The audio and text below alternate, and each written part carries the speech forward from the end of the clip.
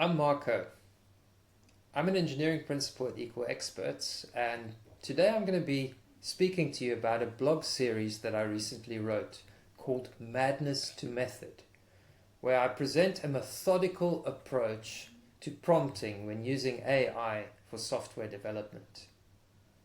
So in this series, we're going to be looking at things like metaprompting, guardrails, better known as rules.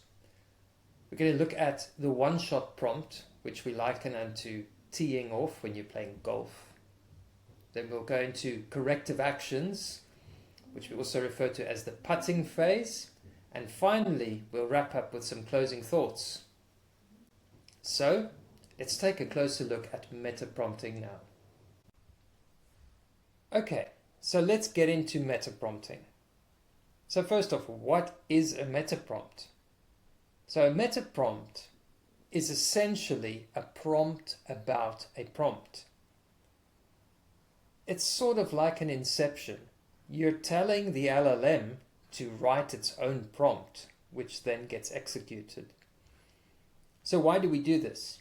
It's because the results we get with metaprompting are far better than if you'd just written the prompt by yourself. We achieve this by giving the LLM a template of what good looks like. So essentially we've crafted this template, and this is a reusable artifact. We reference this template in a chat window along with our ideas regarding a new feature, any context, any requirements needed for a feature that we want to write. Then giving it that template, we let the LLM generate its own prompt. But this prompt is well structured because it's done according to the template. But it contains all your ideas, all your context, everything that you gave it in the metaprompt will be structured in an orderly way, optimized for an LLM to execute.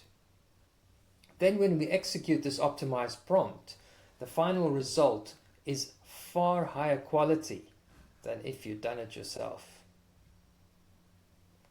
So let's take a closer look at a template. As you can see, it's just a bunch of placeholders.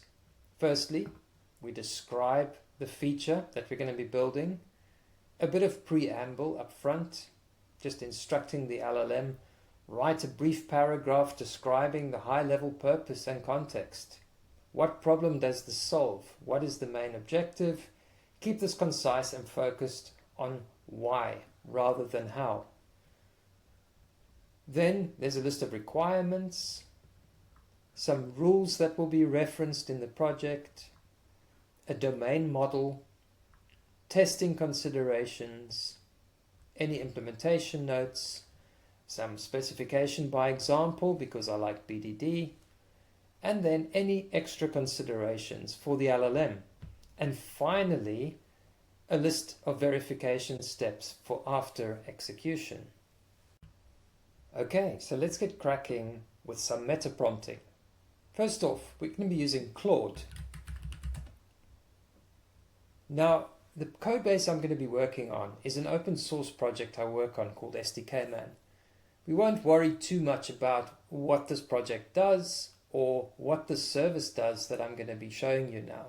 What we care about here is that we want to generate a prompt for a new feature.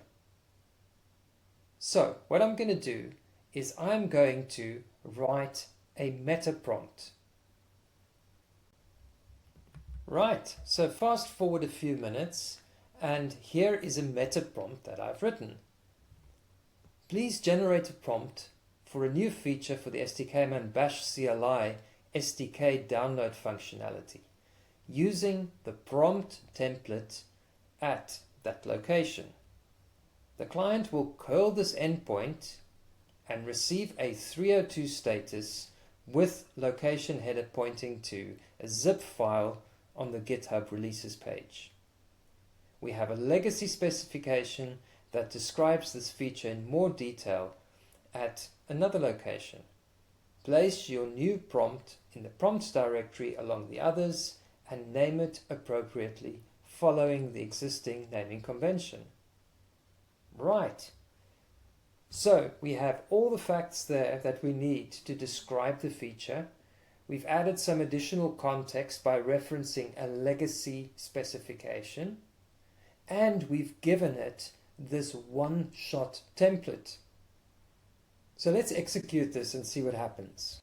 Fast forward a minute or so, and we have a prompt based on our template. So let's take a look at the prompt that was generated. So here is our generated prompt. As you can see, it's been given a title, SDKman bash CLI download endpoint. There is some preamble up front. The SDKman bash CLI download endpoint enables the SDKman CLI tools to download the appropriate shell-based CLI binaries via HTTP 302 redirects to GitHub releases. This endpoint constructs GitHub URLs based on version patterns, stable versus beta, and records audit entries for all successful downloads, serving as a critical component in the SDKman ecosystem's self-update mechanism. Following are a list of requirements. As you can see, it's all well detailed. It's even referenced some rules that should be included in this prompt. It's extracted a domain model expressed in a modern programming language, in this case Kotlin. It's given test considerations, implementation notes. For instance, it's using Kotlin, and we mandate using Arrow for functional programming. There's a section of specification by example where it's actually shown some HTTP interactions, and a section for extra considerations that we might have missed out on.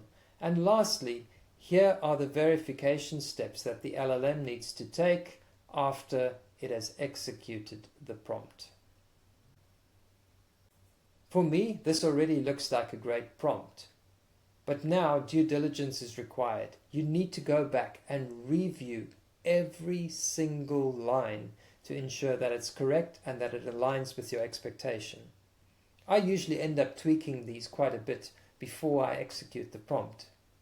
But this gives you a great idea of how we use metaprompting to let the LLM generate its own prompt to get better outcomes. So, that's all for today. Next time, we'll look at guardrails and how you can generate your own rules. See you then.